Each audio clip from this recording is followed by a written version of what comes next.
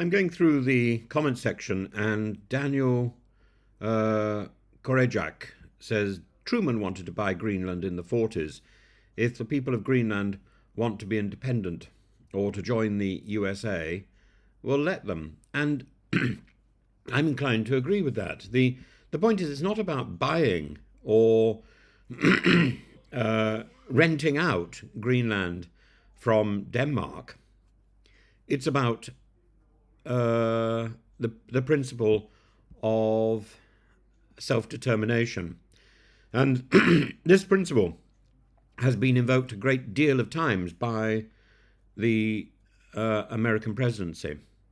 After World War I, for example, Woodrow Wilson emphasized self-determination as a cornerstone of peace. In his 14-point speech to the Congress, he advocated for national sovereignty and the right of peoples to determine their own political status, particularly in the reorganization of Europe and the dissolution of empires such as Austria, Hungary, and the Ottoman Empire. And while idealistic, the principle was, and while the principle was inconsistently implied, often favouring European states while ignoring colonised nations in Africa and Asia, it is still there in the text. The Atlantic Charter, signed by Roosevelt and Winston Churchill during World War II, laid out the Allied goals for the post-war world, and it reaffirmed the right of peoples to self-government and sovereignty, indirectly addressing colonial subjects under European powers. It inspired the decolonialization movements in Africa, in Asia, and the Caribbean. So it's absurd to think that Trump can revive imperialism today.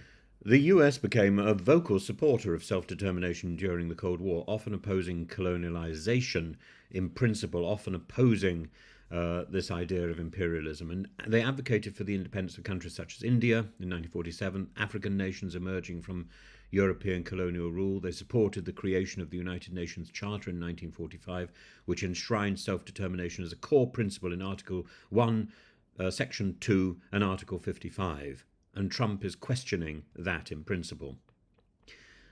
During the Vietnam War, the US invoked self-determination as justification for invading Vietnam, arguing it was defending South Vietnam's sovereignty against communist aggression.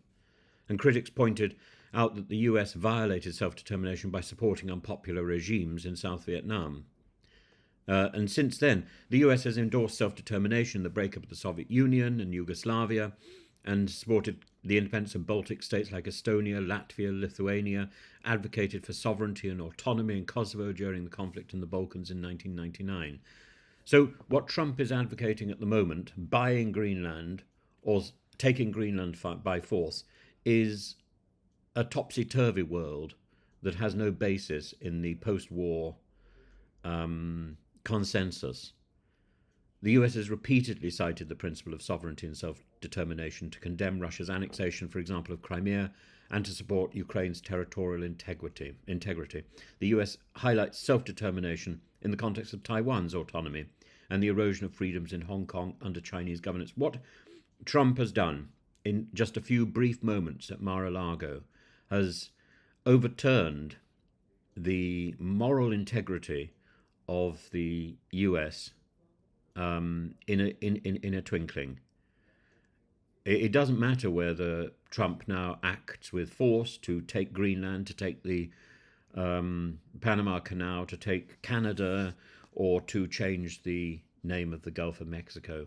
The Rubicon has been crossed, and Trump is a pillock of magnanimous proportions. He is the most extraordinary fecal overload that I can think of in global politics. He eclipses, well, he doesn't eclipse. He is like Tweedledee to Putin's Tweedledum.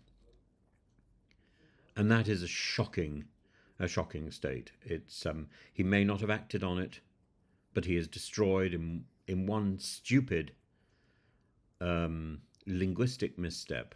He has destroyed that principle of sovereignty and self-determination, and he's going to have to work terribly hard to restore that. It can be done, and it could probably be done equally almost overnight, But at the moment, that principle is now in doubt because of his stupidity.